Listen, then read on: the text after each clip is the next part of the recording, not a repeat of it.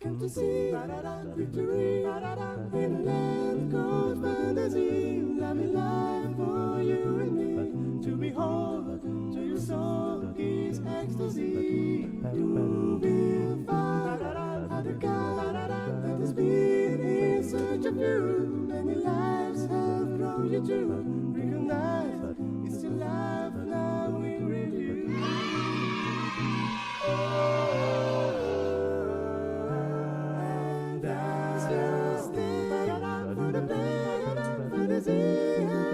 Many people know them as the Jump Out Boys in their city.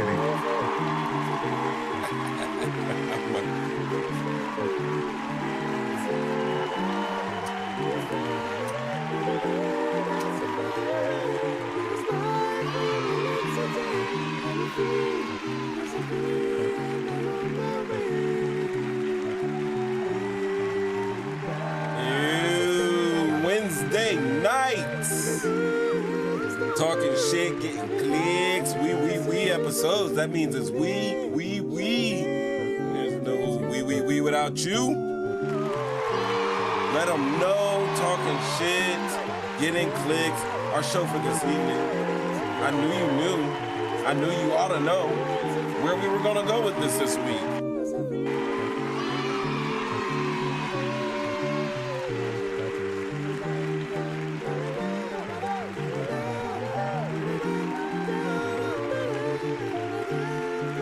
Down just a little bit.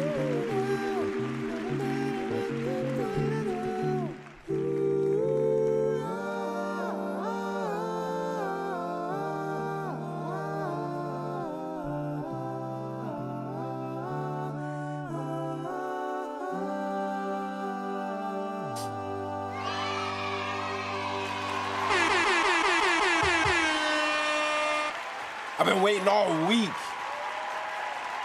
I've been waiting all week.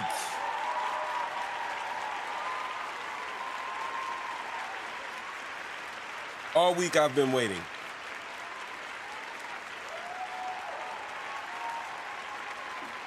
I don't even. Am I in here? Yo, what's good? More applause. Who cares? Who cares? More. We made it this far.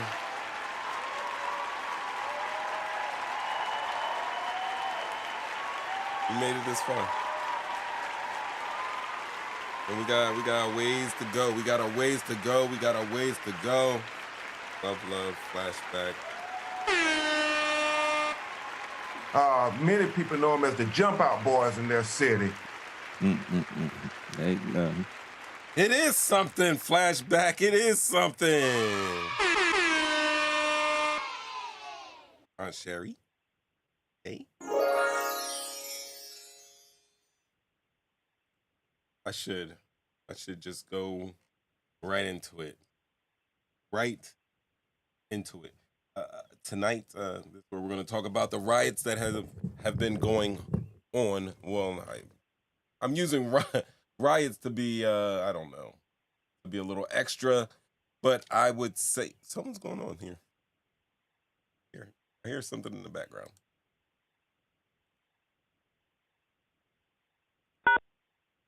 Wow. That's the phone. I'm gonna turn the phone off real quick. But our call-in line, just so you know, is 313-825-5557. You know what I mean? Call in, say what you must say. Talk how you must talk, because it's called Talking Shit Getting Clicks. I mean, gotta have a call-in line so you can talk your shit. Say something deep. I ain't got all day, boy. Be deep. Man, I don't know what to do. I'm gonna get into it. Tonight's show is Riot. A word, a warning, not shown is a wound. A wound. Give me the mic closer. A wound. Oh man, and this is where I'm gonna go. Let's start off. Riot, at its core, Riot is a shapeshifter. It is a noun. It's a verb. It's a punchline. It's a powder keg. It's the friend who starts off dancing on tables, and then it ends up at the end of the night just flipping them. Now, as a noun, it's a violent public disturbance, usually involving a crowd. Think cops, smoke, broken glass. Think all of these things. The protest, flashback, the protest turned into a riot after the police arrived. Stop that clapping. Or how about a hilarious wild person or event, such as your aunt Sherry at Thanksgiving, a total riot. Or like an overwhelming display of something. The garden was a riot of colors. Now, as a verb, it really means to take part in a public disturbance. The people rioted after the verdict was announced, or to behave uncontrollably. They rioted through the buffet like it was the Last Supper, something like that, right? But when we go to like the etymology, when we check the etymology, it comes from the old French word riot, meaning dispute. Maybe from Latin, rugir, to roar, or rupta, to break. Either way, going too fast. Either way, riot equals rupture, it equals roar, and it equals raising hell. Stop. Now, synonyms that we could use is uprising, rebellion, civil unrest, or if you want to be fancy, you could say fracas. Or if you're going to get biblical with it, we're going to go with the pandemonium. What's up, Kato? All right. Now, legal and cultural vibes, the U.S. law says that a riot is when 3 or more folks disturb the peace violently, and once it's called a riot, then, welcome to extra charges. But there's a fun fact. In medieval England, rioting could get you flogged, right? Because now in modern America, depending on your skin, and not even dependent on your skin anymore, as we've seen lately. What are we? Seriously, what are we? This shit ain't funny. It's not funny. Not much has changed, all right? So, let's go back in time just for a second, if you will. Let's go back in time. The Watts Rebellion, August 11th, 1965 is when this began. You could call it the AKA OG LA riots. This occurred in Watts, South Central LA. Why? Because a routine traffic stop, a crowd formed, and a rumor was sparked. With this man here, young Marquette Fry at the time, 21 years old, was pulled over by California Highway Patrol. His mom shows up, a crowd forms, and then rumors swirl. They're saying that police heard a pregnant woman, which at the time wasn't true, but the facts got lost in the heat because these people had been suffering for decades. So what followed? 6 days of chaos. Some people call it chahos, but I'm a little bit more educated. I call it chaos. 34 people were killed, mostly Black Angelinos. My camera's going crazy, right? And then you had over 4,000 people arrested, 1,000 people injured, and $40 million in damages. In 1965, if you do it, we're talking about hundreds of millions of dollars in today's time. And the National Guard tanks rolled into LA. 1965. It would have been Lyndon B. Johnson who would have called the gang in. Okay? Now, the real fight was against racist policing. It was against redlining and housing discrimination. It was against joblessness, poverty, political instability. I mean, it wasn't random. And this was after decades of being abused and ignored. And then the aftermath was we got the McCone report. Well, it was the McCone Commission, named after, I don't know, there's a weird thing in the middle of his head. So crazy. That's me. Anyway, his name is John A. McCone. He was a businessman. He was a businessman, and he headed up the McCone Commission. I should also mention he wasn't just a businessman. He was also like the head of the CIA on some Allen Dulles type stuff. That's some Googleable things. But yeah. And guess what they said? They said this is what would happen. They said that they confirmed the obvious, really. They said that racism, poverty, and neglect fueled the fire. And their fix, guess what their fix was? Job training. Let's clap it up. Let's get some applause in here. Job training, better schooling. But what actually changed? Nothing. Practically nothing. So Los Angeles had its fair share of explosions before Watts. Its fuse. The city didn't just stumble into rebellion. What I'm bringing up here, it had already been building pressure like a soda bottle left in the sun. Now, let's break down some of the key uprisings that have taken place in LA. First, we have these guys dressed up like the kings of comedy. The kings of comedy. I gotta stop that.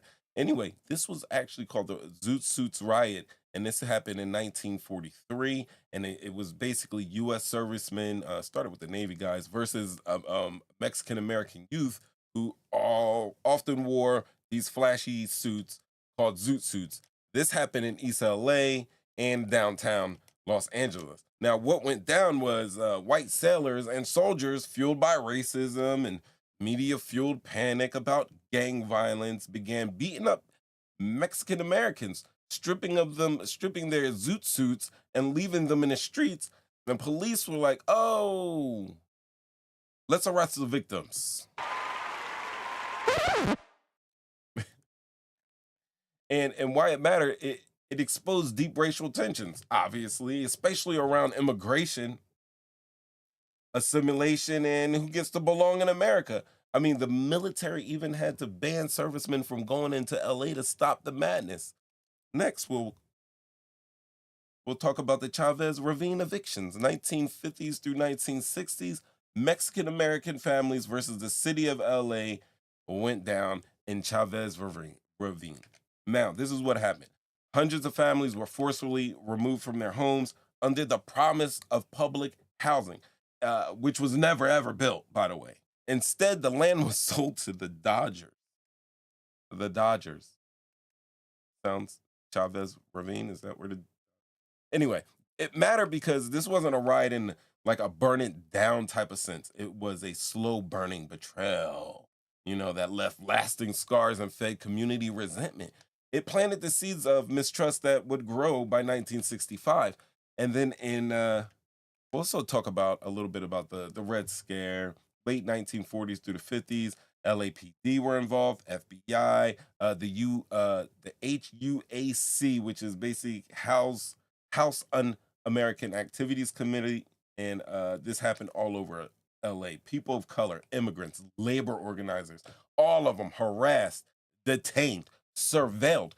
Now, while not a riot, this set a climate of fear, of repression, particularly for Black and Latino residents there. And this matters because it laid the groundwork for all the institutional distrust and the over-policing of minority communities. Now, ladies and gentlemen, I know you're like, Mo, 3 times, bring it up a little current more, but we still got damn near 30 years to catch up because we're going to talk about, riots. This guy, Rodney King.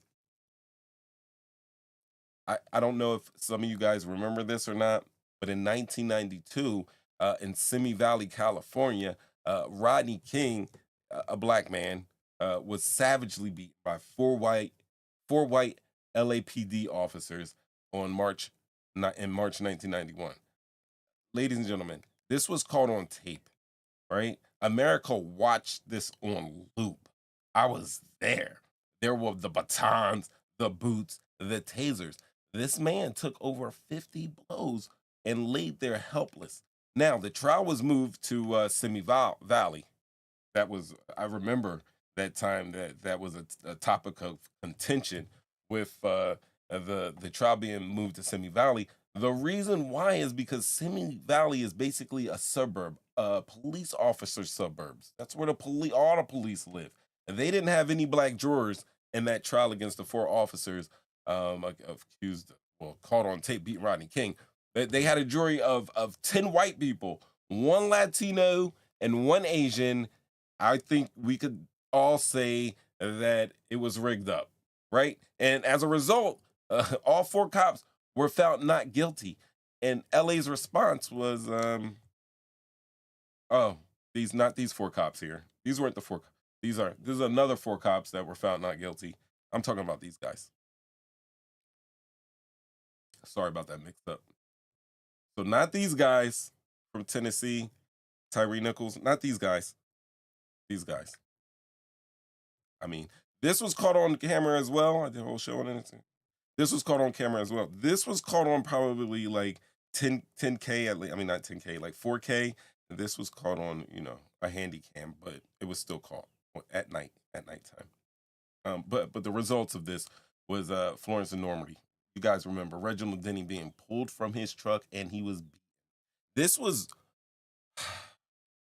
sad because he was just a man just minding his business. And ultimately, after the beating, him and Rodney King both had the same message of, we need to just all get along and go into peace. We're going to get into the looting isn't protesting. We're definitely going to talk about all this. You know where you are. Buckle the seatbelts. I'm building here. All right. So, Reginald Denny pulled from the truck. I didn't give you guys a close-up image because even to this day, when I look at it, it's so damn tragic. But yeah, we had the fires, we had looting, we had chaos, we had 63 dead people, over 2,300 plus injured, over 11,000 people arrested, and over $1 billion in damage. Yeah. Yo, remember Rodney King begged on TV, can't we all just get along? And what happened? It became like, if you watch any movie from 92 to probably 97, if it's a comedy, there is a scene in that movie where somebody will be like, can we all just get along, and make fun of it. It became what we do in America. This was before social media. Can't we all just get along? Living Color did a joke. I think Jim Carrey played Reginald Denny in a skit. I don't remember who played. I don't know. It might have been Jamie Foxx who played Rodney King, or Keenan and Ivory Wayans. I don't remember. Anyway, check this out. After all that happened, the 2 officers that were convicted later in federal court, King got a $3.8 million settlement, but lived a difficult life. I believe he ended up drowning in 2012 in his pool. Anyway, LAPD got reforms, and that's where we got. Yeah. But now we get here. Yeah. ICE raids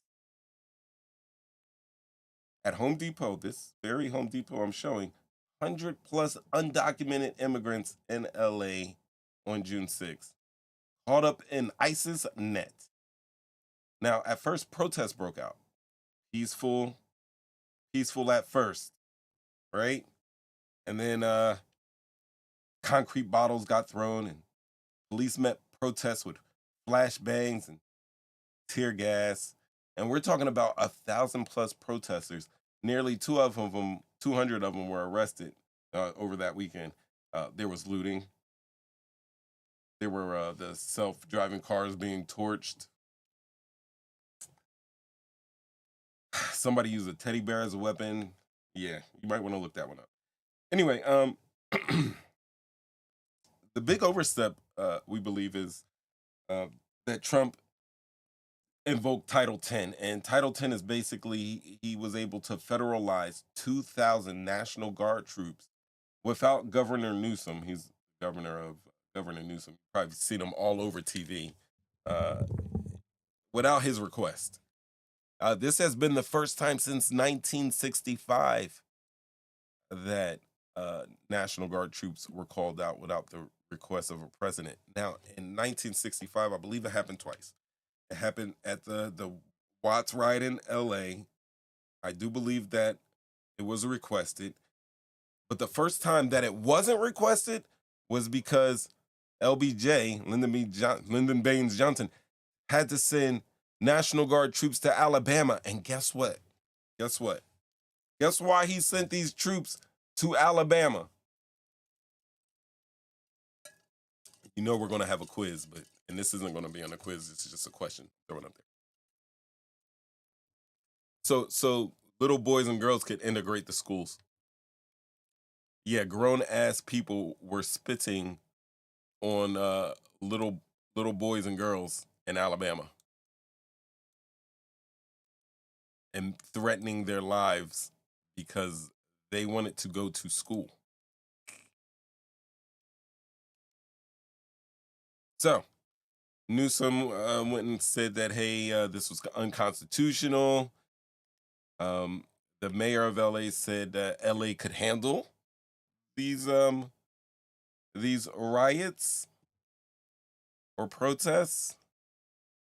And then the media spin cycle comes through. Listen,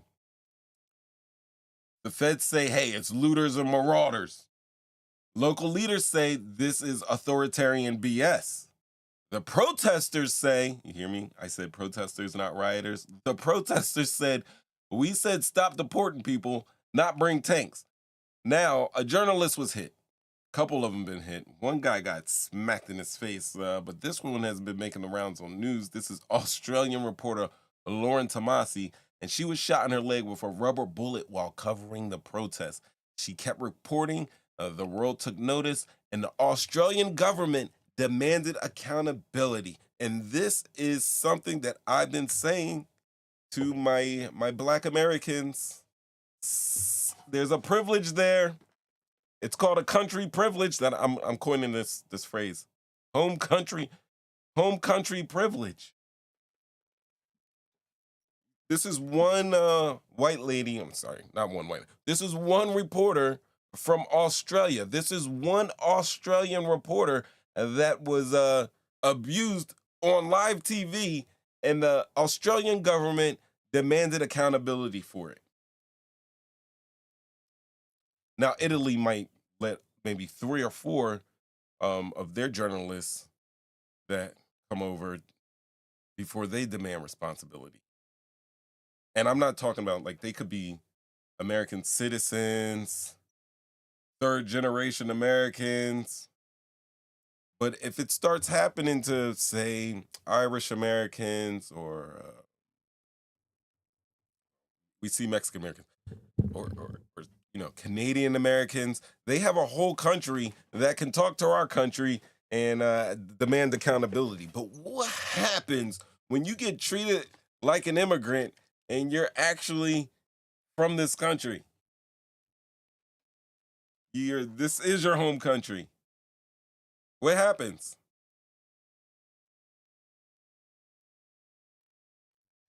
I used to think about this, specifically for Black people, but the way it's gotten, it's going to be for everybody. Everybody. If you're like 100 American, I don't come from nowhere else. You go home and you're like, from here. Bro, this is all we got. Yo, let me show you. I know you guys have probably seen it, but let me throw it up here.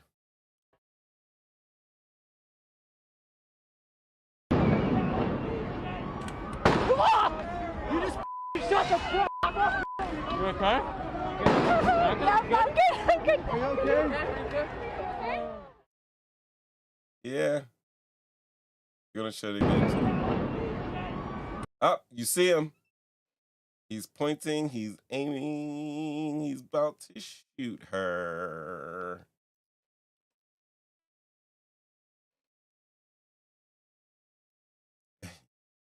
She's part of the press. Not doesn't have a sign, no placards. She's not chanting anything. She's just reporting, and they are shooting at the press. And this isn't the National Guard. This is LA police.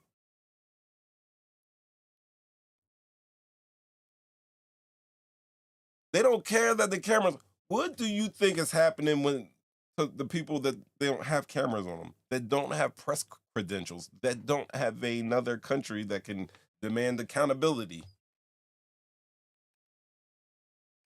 I don't know. I don't know. That's why I got a call in line. I'm gonna open it up. Caught her. Shut the fuck up! You okay? Caught her. And hey guys, actually, if you're looking at this, look. I'm sorry. I gotta go through it again. But look at it. They're lined up. Look at, there's not even that many people walking through. They're walking through, nothing's on fire. There's not even any like organized chanting going on. They're chilling in the middle of the streets. That's what you do when it's authoritarian. You militarize first. You put the gear on, then you fire tear gas into peaceful crowds, and you smash aid stations, because that was reported. That's the first thing they did. And you set up some stations for someone to get some water, get a little rest or a Band-Aid or something. You smash those, and then you shoot at the press.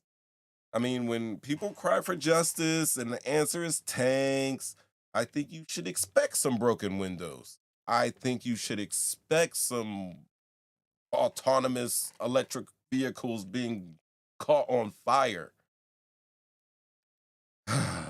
I mean, when the crowd is holding signs and cops are holding ARs, I mean, a real riot starts with the badge. You guys think? I mean, not every protester was peaceful. We know that. We do also know that there were outside agitators. We also know that there were inside agitators from people from the outside that got inside just to agitate. We've been seeing this since the Black Lives Matter riots, and where you can literally see people breaking glass storefronts and protesters saying, hey, that's not us.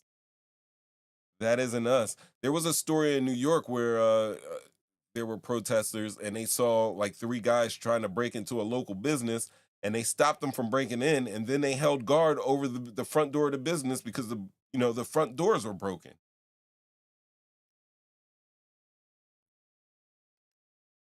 So, not every fire has to be started by a match.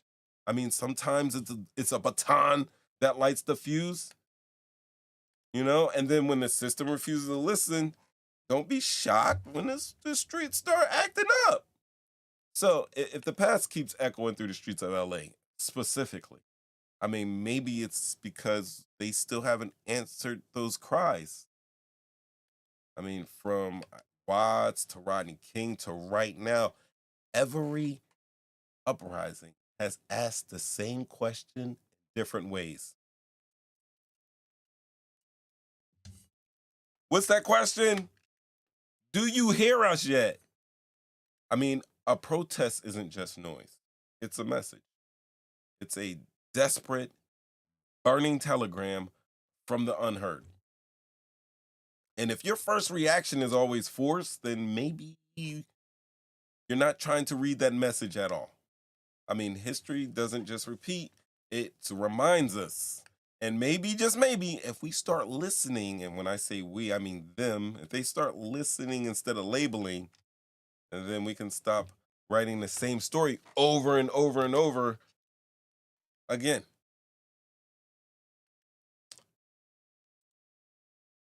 I had to get off that off my chest. I did. I'm going to open up the call lines because I need to talk to you guys. You guys call in tonight.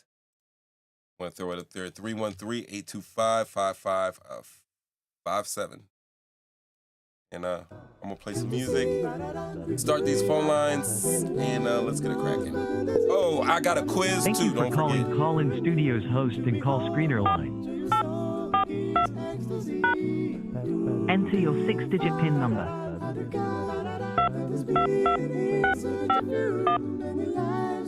Welcome, host. You have not started a show session in Call-In Studio and cannot yet receive calls on Talk N Shit Get N Clicks. Please. Welcome, host. You are now in the host room and can manage your callers from the Call-In Studio web interface. Audio recording is on. Talk it, walk it like I talk it, walk it like I talk it. Yeah, I'm back. Phone lines are open?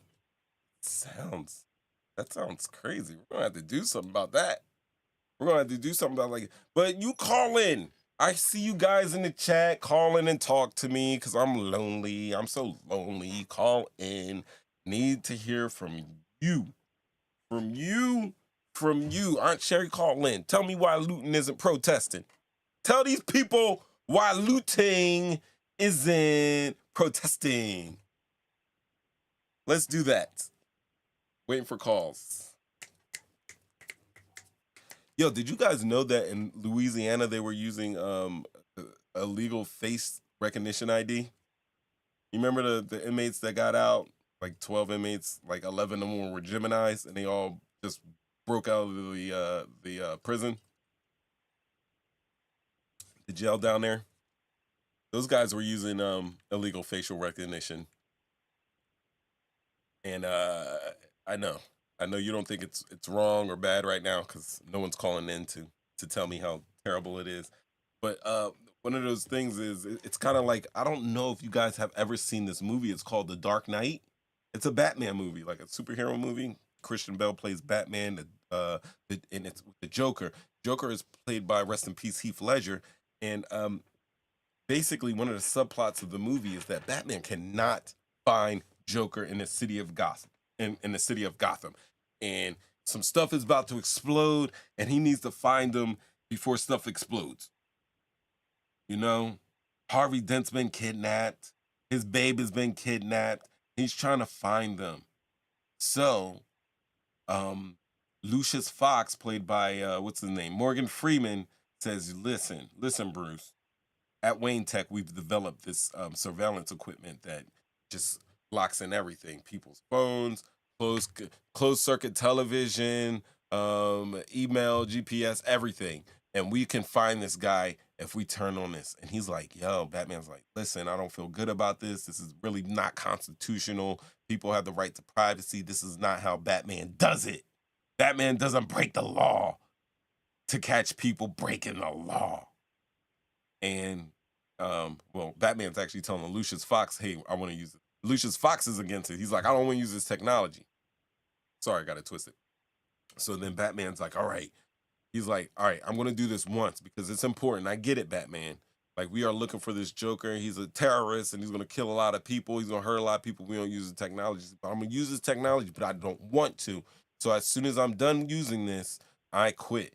Batman says, all right, you could do that. Just use this one more time, and then when you clock out, put in this passcode, whatever. Anyway, they use the technology. They find Joker, and then Batman one-ups Lucius by when he puts the passcode in, that technology is destroyed. The police officers in Louisiana did not do any of that. They relied on this highly illegal facial recognition and surveillance technology. They didn't log how they used it. They didn't log how they used it in cases when they captured people or had people arrested, and we're finding out about this. So what happens when stuff like this happens? I mean, if we follow the money and we can just be jerks about it and just go straight follow the money, not worry about people's, constitutional rights or how easy it was to just to usurp those rights and keep it a secret for a while. But the thing would be is like, damn, you use this facial technology in an illegal way. People have been arrested as a result, and then you know that our law has those technicalities. So basically, every case has to be scrutinized from the time that you start using this technology to the time that they found that you were using the technology illegally. At what point you gonna sit the fuck down? Yo, sometimes I just hit the perfect buttons at the perfect time. Ain't that right, Cam and Mace?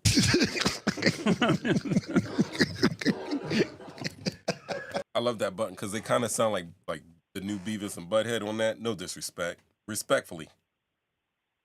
Respectfully.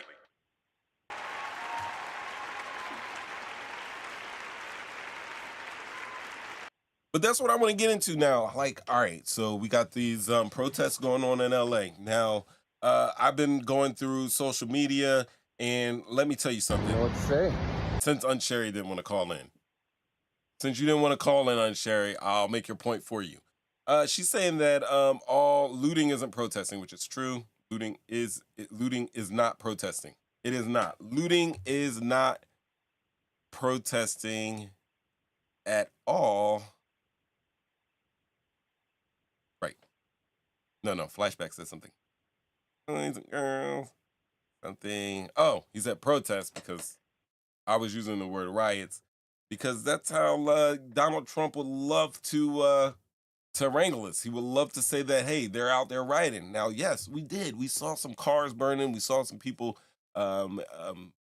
getting quote unquote lit out there in them streets. But for the most part, let me see the perception just from just a regular Angelino, if you will. It's probably going to start.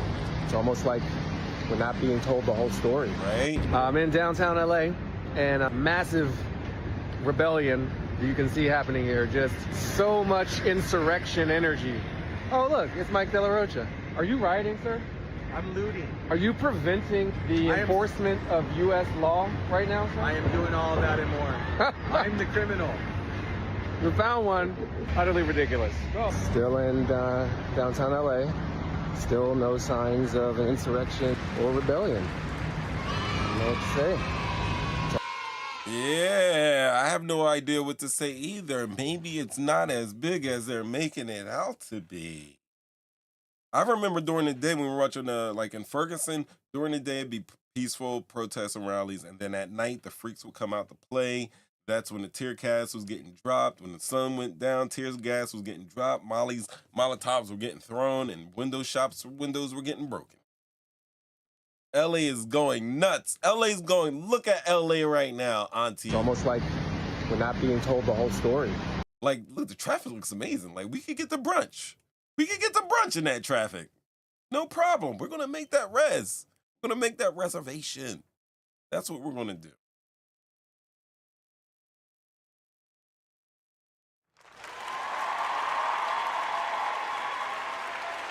I also would like to join that Zoom. It's 8:07. I'm a little late, but like, punch me in. Punch me in. We'll talk about it. I love mental health. I don't got it all the time. So this is what we have. Now, this is something else we got to think about this. This is what I'm going to say like this. This is what I'm taking you heard Miss Winnie when she came on here and she was talking about how she was going to the original protest that took place earlier this spring. Right.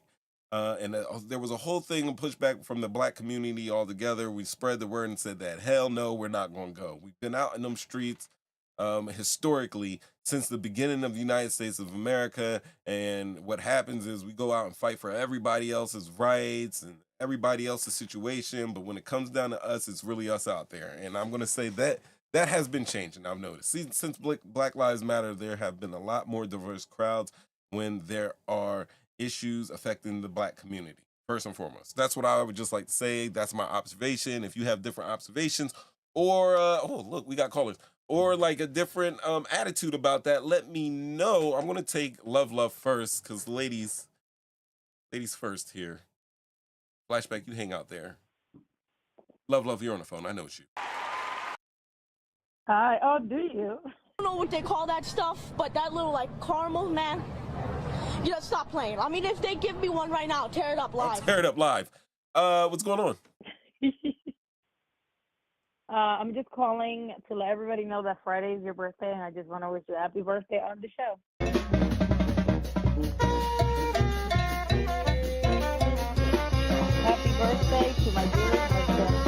world.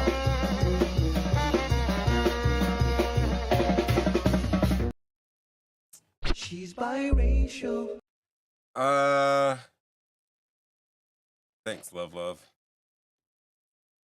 Flashback in the house. Ain't nothing. What's going on, dude? Thank you, I guys. just want to know, is this really talking shit podcast? Hey, now hold on. Let me throw it on there for you. It's actually we live, you know, because I talk some, and then I open up the phone line so you guys can come and talk. But it's always talking shit, getting clicks, which means when that phone line, when you're like the line that you're on right now, this line is good for talking that shit. Excuse my language. Oh! Well, I just want to say this. What Batman had to do with Trump? What man? Batman. What man? Batman. Batman? Yeah, what Batman had to do with Trump? Oh, okay. So the Batman story comes in with the illegal surveillance that was going down in New Orleans. The New Orleans Police Department were using illegal facial recognition surveillance software that they shouldn't have been using. And they were using it in a live setting, which means usually when you catch people, it's like a still photo and that's it. But they were using this technology in a way that was not approved. And they probably have but in the time that they were using it, they have probably gone through thousands of arrests now. So now they got to go back through all that stuff and figure out what was what and who was who. But if you want to tie it into Trump, I would tie it into something like Doge, where they go ahead and do something all willy-nilly, and then, you know, and they're saying that they're saving us money or protecting our safety and security, but what they're really doing is messing up so bad that they have to go ahead and retrace their steps. You know what I mean? Pops, you taught me, measure twice, cut once. Oh! Don't disclose. What was that about? Identity. Now, I'd just like to say this.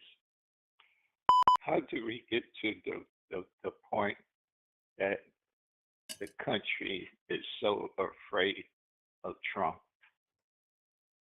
This camera's crazy. Afraid?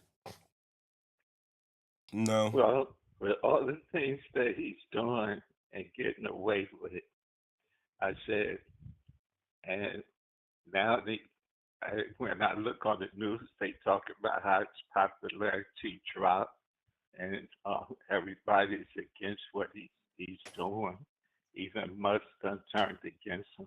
But I just want to know, what is it about him that make everybody afraid to speak out, including his cabinet? I've been thinking about this, Pop, and that's a great question. And it takes me back to something that Chuck Schumer said, like early on, like when everybody was getting kicked out of, like everybody was getting fired, and they were like, yo, the Democrats are so freaking weak. And he was like, listen, it sounded idiotic at the time, but I've been thinking about this. It still might be idiotic, but I don't know. I'm puzzling it. He said we need to let his popularity ratings drop, you know, until it gets like into the 20%. And what happens when that happens, I would think, is that it's going to be all the people that voted for him and a chunk of his base. You know his base, Pops. You know those 37% to 39% of people out there that he can literally walk up to somebody on Fifth Avenue and shoot them, and they don't care. They don't care how many misinformation things that you rearrange and truth bombs you drop on them, or videos you show, or pictures you show, or any information. They're going to write with him. When a chunk of them start dropping off, and then they'll be able to do something. I also think that the Democrats are in, like, not just a bad position because they don't have the majority rule or anything like that. they're in a bad position because they're still trying to uphold the office. You know, they're still trying to uphold the trust that Americans should have in all of these um, institutions. It's kind of like, I don't know, I got a friend and we're wrestling in the house. My friend doesn't care. He don't live there, so he's going all out in wrestling. But me, I live there and I care about my house, so I'm trying to win, but I'm not trying to break mama's vase or anything while doing it. So I'm trying to do it a little bit more cleaner. And he doesn't care. He can Tasmanian down. He can throw the vase at me. And I'm fighting him and trying to keep the house in order. That's what's going on. The Republicans right now are led by a madman who doesn't care. He is literally a bull in a china shop. And you have a what's those guys that dodge the bull? The matadors. You got a matador inside that shop, and he's trying to dodge the bull, but he's also trying to make sure the bull doesn't totally demolish the china shop. So it's kind of like they're fighting with a hand behind their back. And then his people on his side, as soon as that chunk goes, and they can literally, you know, rule over their districts or their citizens, stuff like that, then, you know, I think it will get better or go back to something type of normal. But I don't even know. I surely don't want normal anymore. This is ridiculous. Like, we can't go back to where we went to, even though we're gonna have to make a stop there after this is done. Whenever this is done, we're still gonna have to, you know, go rebuild that foundation. But Pops, we're talking about this. I just did a show about his 100 days, last month? Like, he hasn't even been a whole year in office, and look how much stuff he has rearranged. But here's what I keep hearing over and over again. And they say, when he said what he was going to do the first day, and when he said that on the first day, he told you if he become president, he was going to become a dictator. Now, what I see today, what I said from the beginning, if we comparing to all the things that they knew about him, as far as his ideas, his beliefs, his greed, his want to be a king, and all the things I was hearing about him even before he became elected as a president. I said, when he said he wanted to be a dictator, and I look at what's the procedures of becoming a dictator. Okay? You start off with the lies and the propagandas, and you get the people to start believing your lies and your propaganda, and they start to follow you.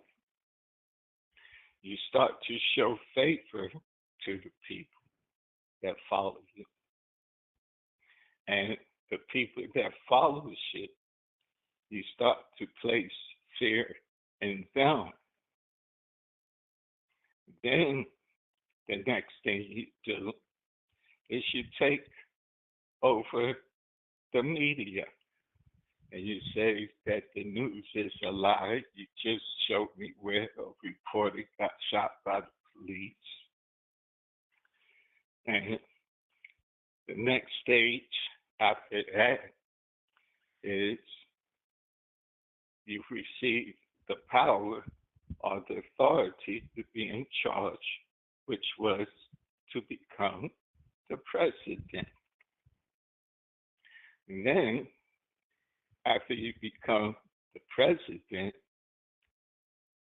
the next thing that you do before that, you already proved your first coup when you allowed the people to take over the Capitol in front of the country eyes. You never called the state trooper or Army or the Marines or the Air Force or the Navy. You didn't even call the governor. You let the police that you say that you protect and care about the law so much get hurt and beat. And then you turn around and you become the president of the United States. And once you become the president, it's like any other dictator. The next power you need to become a full dictator is to take control of the military, which he has proven to us today that he is now a full dictator. And all the time y'all keep talking about the popularity and let it keep going on and it's going to soon change, or we wait for the change. Well, he proved to us today, right in front of the face, that the Democrats do right off the bat. And they said it was the Democrats that's weak and feared, but it was the Democrats that was fighting them. But then after that, it seems like once he started the third party of his dictatorship, which was called the MAGA Party, that the Republicans thought it was about them. They allowed the MAGA Party to take over the Republican Party, and it's the Republican Party that fear him, which allowed him to get away with all the things he's doing, because even with the justice, I skipped, don't forget, he took care of the Supreme Courts when he placed his people in the Supreme Courts and different offices that he wanted to control. So right now, 2025, and that what they call the 2025 plan, or whatever that they already had in practice for 25 years before this date, we are physically seeing the facts and the change of America and so-called democracy. And the craziest thing I said now, even when I was in the service, the first thing I took an oath was to say that I would protect against foreign and domestic enemies. Trump, as a dictator, has convinced America that the enemy is within, and the enemy is the American citizens that is against him. And mostly, he even give them a title, they're called Democrats. Now, I'm sitting here and I'm seeing all the things that's happening in the news. I seen him stood in front of Fort Bragg. I seen him said that he's going to give back the Confederate the titles of the forts and the great wars that they fought with the military. I saw a majority of the military base that stood beside him, behind him, was white.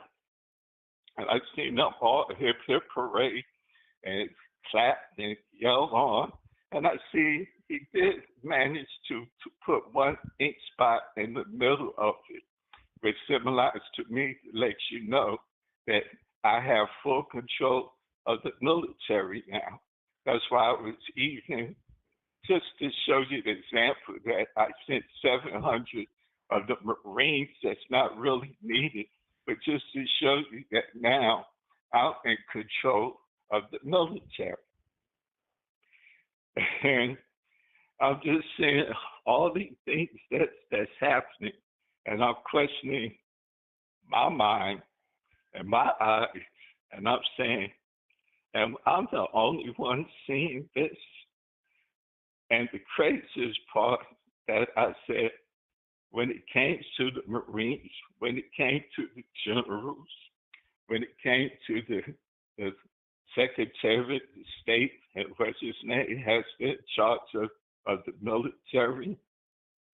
I said, wow, if we're supposed to fight against domestic enemies and those who showing power against democracy and the government, as the Republicans haven't got together now that it took much to get angry enough to say he needs to be impeached.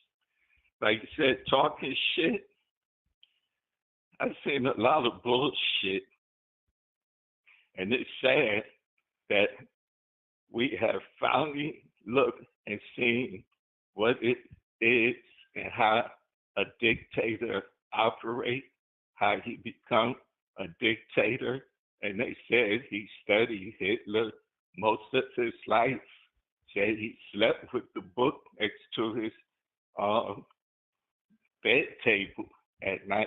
So this been his future. And if you want to talk about movies, the closest movies that I've seen when it comes to arts imitating life and life imitating arts, I never forget when I was a kid, I saw the two movies back in the day, which was called The Omen, and then they made the second movie of The Omen, which became The Damien. And it's just amazing that when I saw that movie, everything that I see now in the personality of Trump and the prophecies and the things that people believe, he fits all the category of that movie. Because the main thing, he went to military school, but never became a soldier or anything. And at the same time, for childhood, from his birth, from even the relationship of his family and his father, it was always perceived, and the people that's followed him believe that he is the prophecy just by his name, Trump. And remember, Damon was that evil seed of the devil, which was born to take over the leadership of the world. And now this is what we got facing us. And I wanted to know, why are we so afraid of this man? Because at the end, just as I went to vote the other day, and the future's the last stage of his revenge, which he already said as he separated the government and the parties, his enemies, which he called the Democrats, and those are the ones, even as I'm talking on the phone, at the end of the future, besides the immigrants and the ones that he's now calling rapists and drug dealers and murderers and all those things. And we see for the first time out of division, now they decide to fight and stand up and want to protest for all the many years that what you said we went through as the black people and the ex-slaves of this country went through. Hey, look like the tables turned. So I'm just sitting back and saying, I told you so. So I just wanted to share that. So when he said that the enemies of this country and that oath for domestic, then I'm waiting to see what I took the oath of, that they know who the true enemy of this country, who is trying to take over and kill democracy and become the king and the dictator, which that's what the so-called Americans that when they came over here from the Indians to slavery, that's what they said they fought for freedom. It's a joke now. That's all I got to say. So I just want to talk my shit and think because it's for real.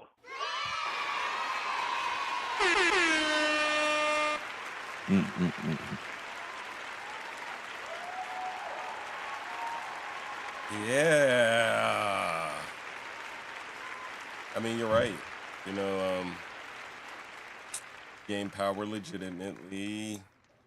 You control the narrative, rewire the system, handle opposition ruthlessly, and keep your people just comfortable enough. How to be a dictator. So your whole question is why are people are afraid? Are you afraid? Is anybody afraid? If I was afraid, I wouldn't even say what I just said. And the reality of the truth is what America sees in him that they're afraid to say. And that's why, as long as you've been on this show, I'm the only one calling you, talking about it. Talking about what? So I'm afraid. That's a challenge to all of you out there. If you scared shitless, you stay off the chat, stay off the line. If you know fear, you call in. 313-825-5557. Tell us. These are the times we are in. Do you really think it's fear, or do you think people have no idea what to do? Because we got people who are preppers. People are prepping and they're getting off the grid, and they got money to do it. And you got people that have been prepping for 20 old years, and that's what they've been doing.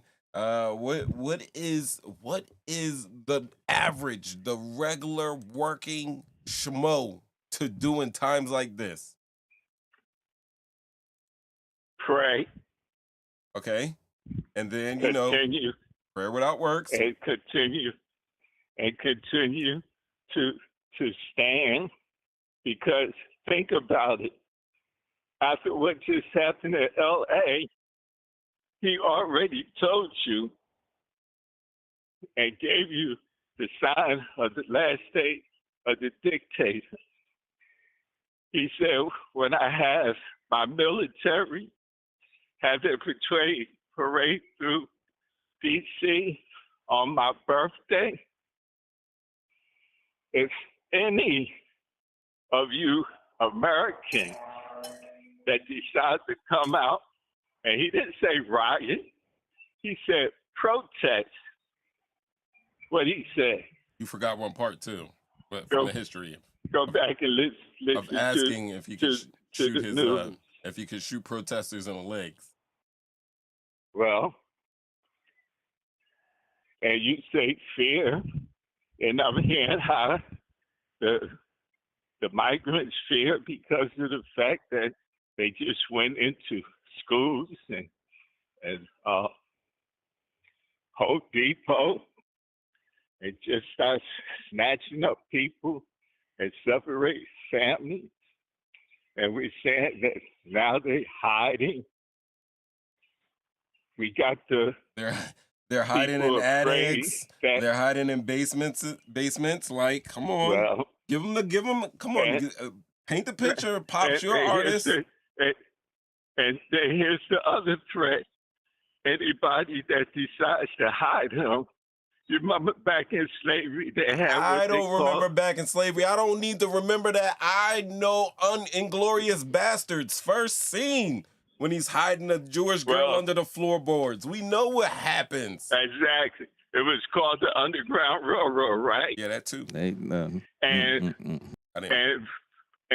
besides the blacks, and this is why I separate the white Americans, because it was those who was trying to help us during our escape and freedom. But at the same time, the threat became against them, right?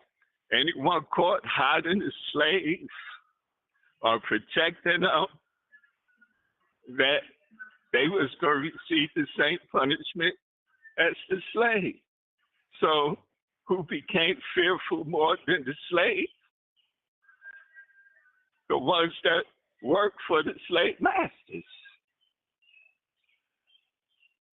Here I'm we standing are with again. you. You better not be hiding no immigrant. You better not be having them in your basements or in your garage or on your farm, because then we coming at you. So the biggest cowards that always was the battle since the Civil War, but had enough bravery to begin to fight for the same democracy that we're now fighting for today, which the Confederacy back in that time felt that they didn't lose the war, but was upset because of the fact that they lost the government. So 2025, what you just seen it demonstrate, if it's for real and true in America, what you're seeing across all the European nations right now is we're looking at the next civil war. The Civil War come first before all the other wars that came to America.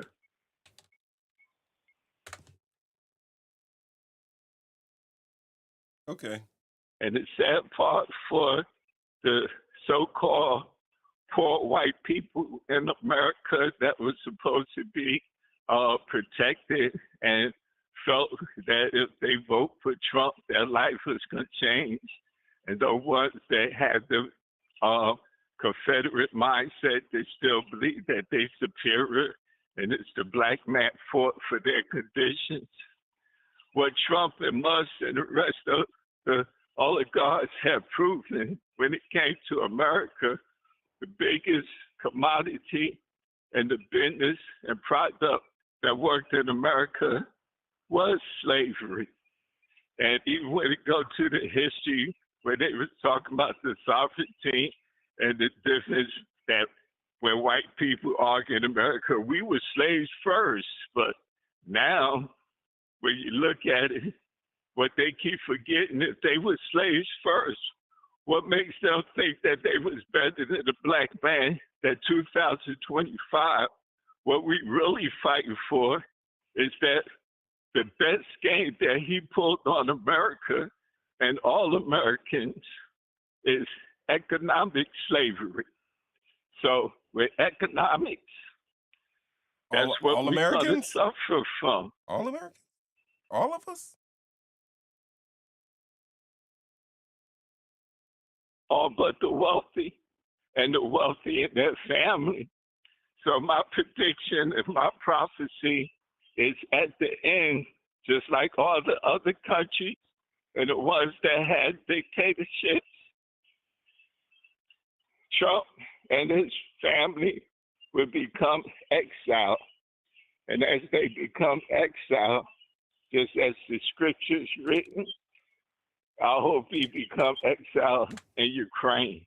I'll leave it at that. I mean, if you're gonna talk dictators, you gotta say like over the modern times, there have been 50 to 60 major dictators in modern history that have had violent demises. So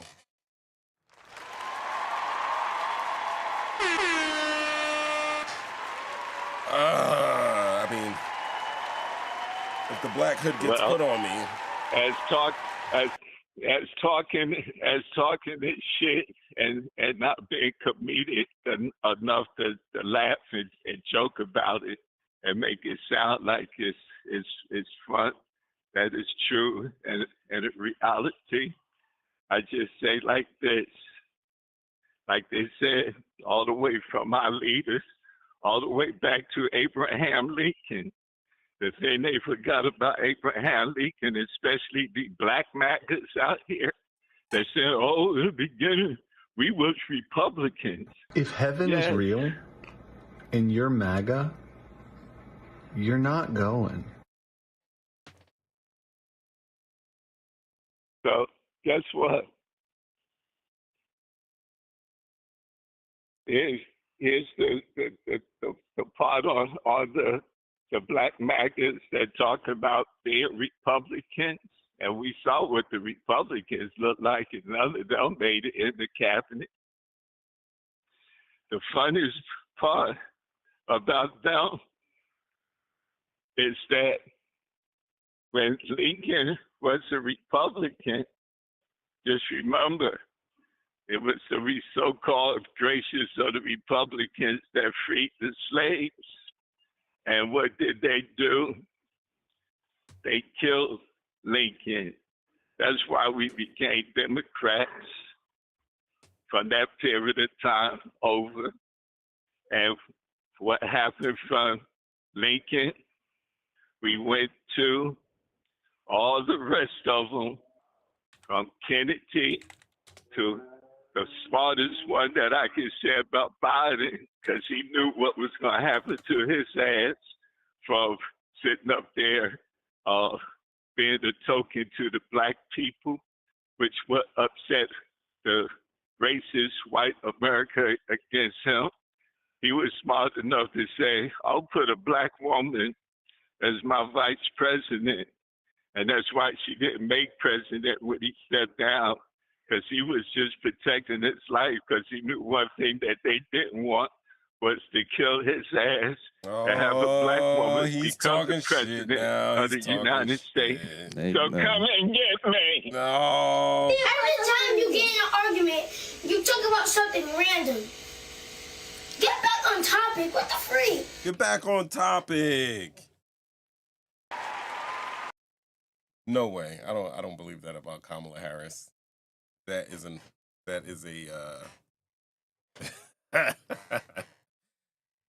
I get it though. I get the sentiment.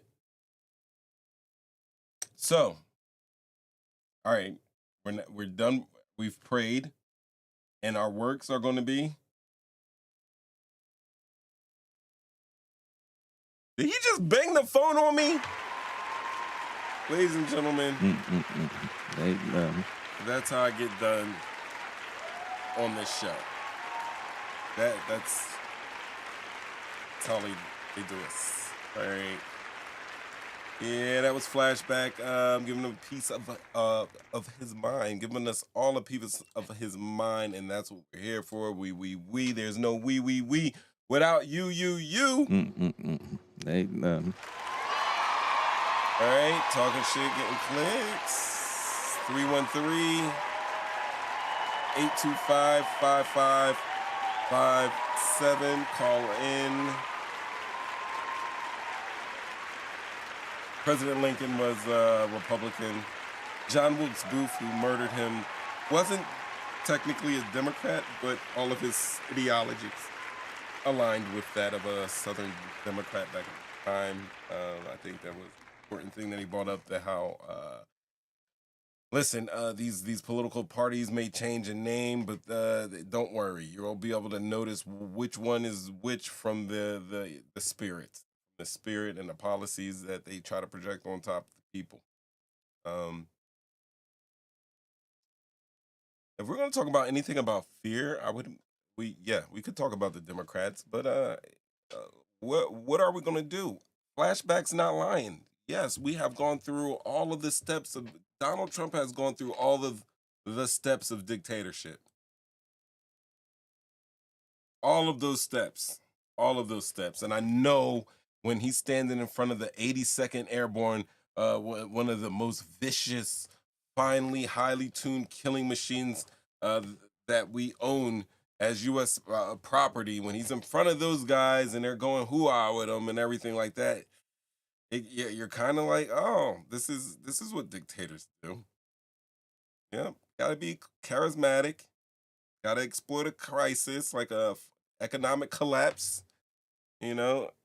You say that you're saving everybody from the politics, right? You cultivate a cult, even of personality, maybe some red hats. Start seeming like this is where we were going to go with the Boogaloo Boys and all of them. Oh, they got cool little Hawaiian shirts. That's where it starts. Yeah.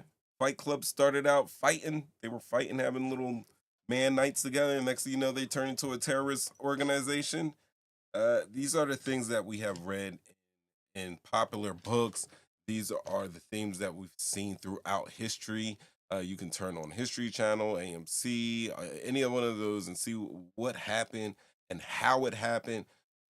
We know the ins and outs, but the people who know aren't the issue here. It's the people that don't know. It's the people that do know and don't care. There's so many fronts to this battle. Yep, control the media, rewrite the rules, crush the opposition, militarize your inner circle. That's number 8. He's at number 8. Number 9 is divide the masses, which I think he probably did that on step 3. And then number 10 is you're going to pretend you're still a democracy. We're going to do everything like we used to do it. So there it is. What I would want to say, though, and that flashback does have a point on, we're going to say the fear that if when he has his parade, he doesn't want no protests. I think everybody should show the hell up and show out on that one. And I'm not saying, I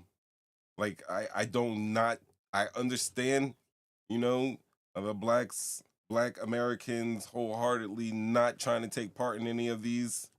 But yeah, we probably should show up for that one. We know what they like to do, throw the tear gas and hit you with the rubber bullets. And we know on June 14th, whenever he has his parade, I'm going to say there's going to be more than rubber bullets ready to meet people. You guys ready to go out there for that? If need be, right? Yeah, I think that's one of the ones that we should all show up for. That's a Million Man March one right there 3 days from now. You're going to show up with a placard. This one means what it means. But I don't know. Recently, I'm just saying, from the Black Lives Matter protests, we saw a lot of outside agitators. You see people starting stuff on purpose. And you don't know if they're actually there wholeheartedly to protest, if they're out there just to cause hijinks or shenanigans. Are they on the other side just being provocateurs? In the last couple of weeks, I've referred to this show that I did earlier on in this channel, and it's about Kyle Rittenhouse. If you go down, hit my lives, and go all the way down, towards the beginning, you're going to see it. And then one of the most compelling things of that show is when I point out that the shots that were fired, we're talking about illegal surveillance in New Orleans that they've been running for the past 5 years now. Why can we not find the person who started shooting that night in Kenosha, Wisconsin? Because it wasn't Kyle Rittenhouse, and it wasn't any other people that he shot that night. It was an outside agitator, and with all of those cameras that were connected, showing the entire event through closed circuit television, through people's mobile phones, why they cannot identify the person that started shooting. And we can be conspiracy. I can ask that question.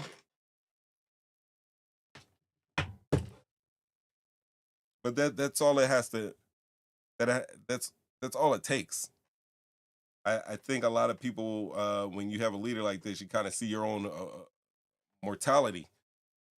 We always know that America could reach out and touch somebody or do whatever they wanted to or disappear you. We know this U.S. government could do that. And we know that they did it. But damn, did you figure that there would be somebody out there that you would believe would do it all willy-nilly on TV in front of the world that will point and click people out of their existence? I think Donald Trump is dangerous because he is that type of guy. He has that type of personality. Flashback already said it. He gave us a whole bunch of different pinpoints that and check marks of a so-called dictator. I mean, dictator.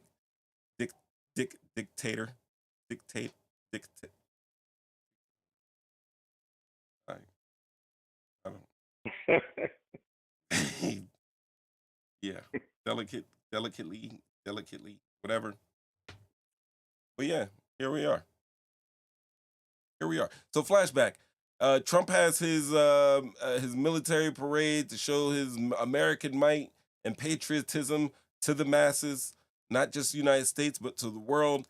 He has already threatened that he ain't going to be having no protests up in there. What do? We staying home or we going out there? Full faced. Well, F the you. worst thing that you can't do to him that day to show if America is truly not divided by him and we all are standing at one, then the worst thing that you can't do to him is let him have his parade and his birthday by himself and his family.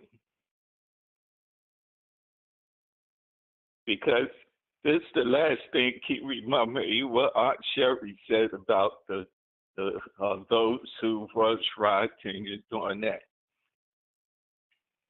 Face reality. You remember when we had a man called Dr. Martin Luther King who preached nonviolence, who marched nonviolence, who protest nonviolence? Where was the violence? So you would never have a protest that without violence, because the one that truly perpetrates the violence is the ones that are against the protesters, not the protesters. Yeah. We see them in full battle rattle. They shouldn't even, if the media want to show that power, even if the media on that point want to prove a point that they're not afraid when he said fake news and he tell reporters to shut up and that was stupid answers and questions and everything. The parade shall not be, as the last poet said, it shall not be televised. Oh, that's my protest. Oh! Don't even televise the parade. Don't televise the parade. CNN, CBS, ABC, BET, World News. Don't even televise. So we're not going to the parade then? Well, put it this way. We're not showing up at the parade. You know how they talk about China? We're not going to go protest this parade? Do you remember? Tiananmen Square? Do you remember in China when they protest and the young man stood in front of the tank and the tank was like David and Goliath, that the tank refused, that he had the power to stop the tank and make the tank try to go around him? Well, show you how vicious and wicked America is. Try that on his parade and show he has the military and watch them run that person over if they try to do what that man did in China. We talk about China and they are restless and how violent they was and what was China fighting for?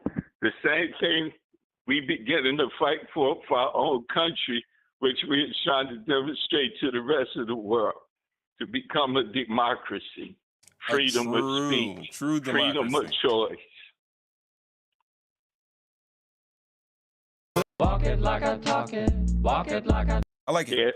When you think about it, there is a movie called Watchmen. If you see in like the opening scenes, it's kind of like a different universe. It's still kind of United States but it's different because there's like some masked heroes or whatever. And then a part of the history timeline is that Nixon gets elected and he ends up doing a Trump where he becomes president forever. And then they show that shot in Tiananmen Square, and then they show the tanks running over. And then they show that point when the hippies were protesting, I believe in Washington D.C., and the lady puts the daisy inside of the National Guardman's rifle, and then it's a nice little peaceful display. But in this timeline, as soon as she puts that little flower in there, he shoots her. And people have already gone on saying that, hey, what happened in Tiananmen Square? You saw that those they actually believe that the tanks crushed that man. I'm like, yo, I have been looking at that clip since I was like a little kid. And I mean, the tank tries to move left, the man moves with it. The tank tries to move right, the man moves with it. But that tank does not run that man over, because ultimately inside that tank is another human being who sees the humanity of the person Propaganda. standing in front of it. So at the end of the day, no matter who is our Supreme Court, no matter, and this is not just what's good about the United States of America, this is what's good about the world. If I can recognize you as a human being, and then that usurps all that other bullshit, all those little policy, all those dotted line signatures, all of that. And that's what we have to remember. That's what we're fighting for. We're fighting for you. We're fighting for me. We're fighting for Buddy down the street. You know, I thought one time when they were talking about Richmond from Richmond, and everybody was kind of feeling that song that, hey, we're all being taken advantage of from these rich and powerful people. I thought that it might have been a way that we were going to get around the corner. But also, Pops, you have to realize, everybody in the 82nd Airborne, all those soldiers, I'm pretty sure there were some soldiers that had the opportunity to volunteer to sit in that crowd. I'm sure that there were enough soldiers that were like, no, I'm not showing up for this. Even though, you know, that oath, foreign and domestic, follow all the letters of my commander-in-chief, who is the president, and the Code of Military Justice, the UCMJ, Code of Military Justice. You're gonna follow all of that. But at the same time, you have to remember that you're a person. I was a great soldier. I was a great soldier, but I wasn't the best soldier in that way, because I understood that people are people, and this is what it is. Like Finn, as a Star Trooper, as a Stormtrooper, he's like, oh, I'm going to be a Jedi. And then he was supposed to be a Jedi, but they wrote that out the movie. You know what I mean? Well, at least we can still, so far, when it comes to the comedians and the artists and the creators. For now. I could say, for now, I can say at least they're not being put out the country yet. Not yet. Yeah, you're right about that. But I heard an interesting thing. I was watching about the president in South Africa, and they were saying how that Trump was getting angry and upset about what was going on in South Africa, because you know it's all about the minerals. Yeah. And he's saying that the professor from Harvard and some of the professors and one of the ex generals and some of the reporters that Trump made the announcement that they should be deported and they should be put out the country for being against their country and promoting and putting out the news about him. And forgive me that I can't pronounce his name, so I wouldn't disrespect his name. But everybody know who I'm talking about right now, because he's the center point of South Africa.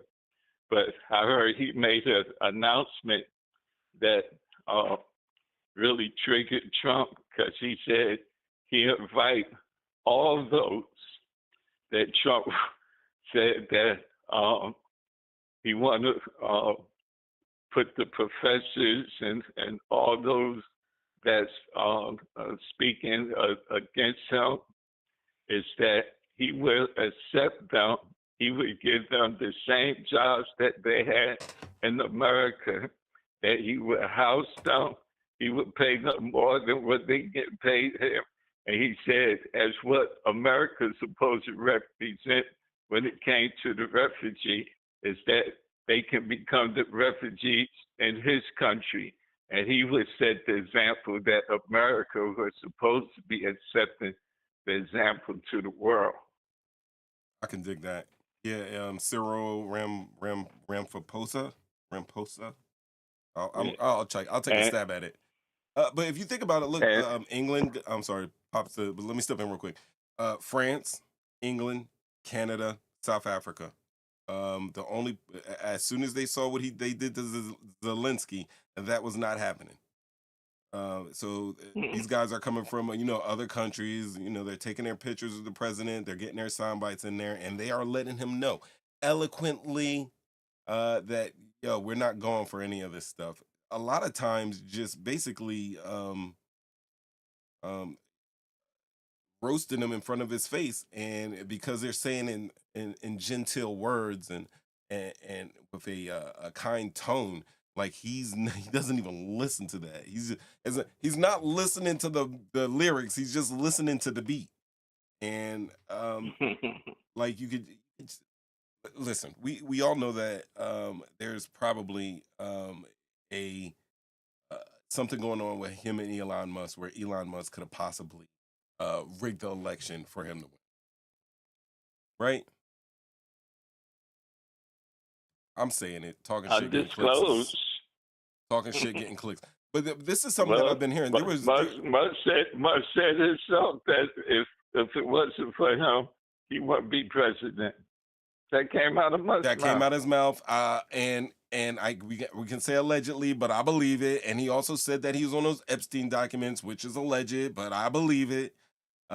So like this you're dealing with now you're dealing with what we have, like 300 million Americans.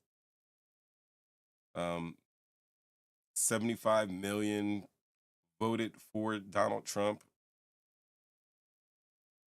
which I think, some of those numbers are going to be pulled back as people have been finding a lot of inconsistencies in voting.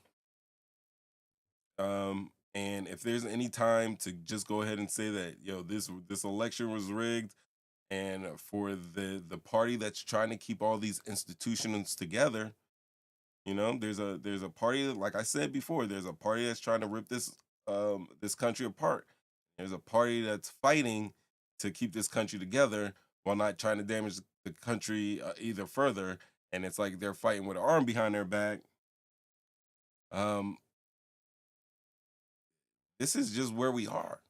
I'm going to say throughout history, there are ebbs and flows where sometimes the ignorant people rule. And in those times, we get things called dark ages. And we could possibly be going through another dark age soon.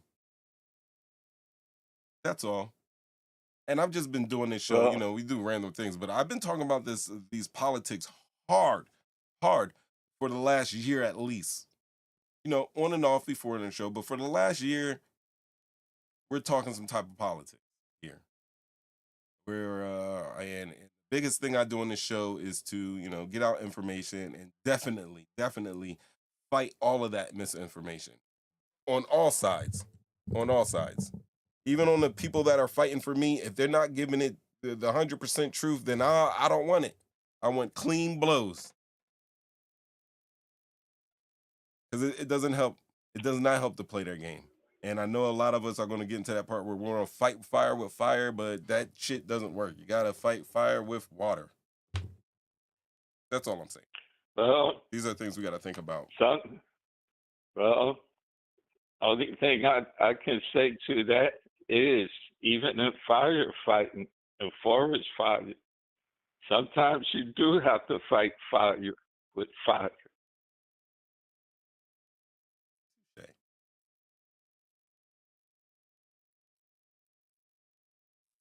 That's it. Last word.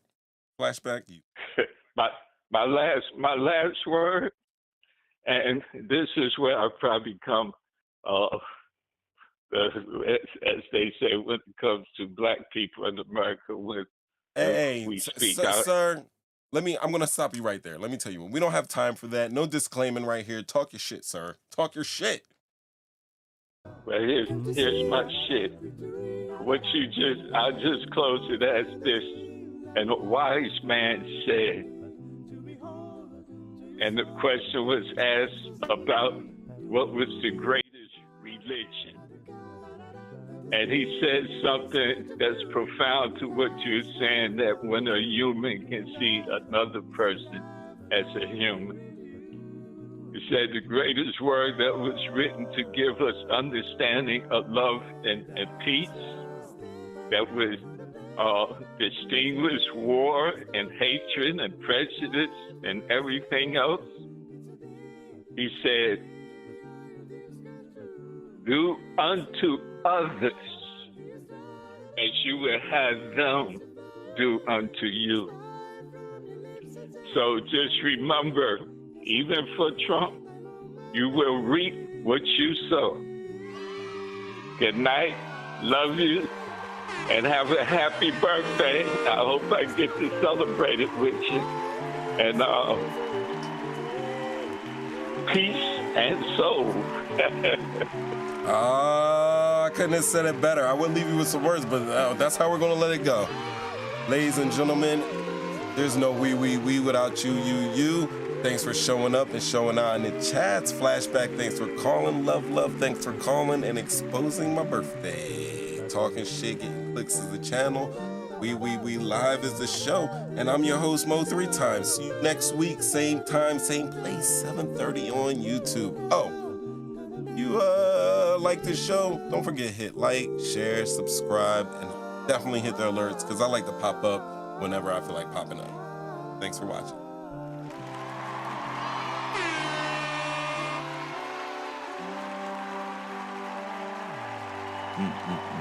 Hey,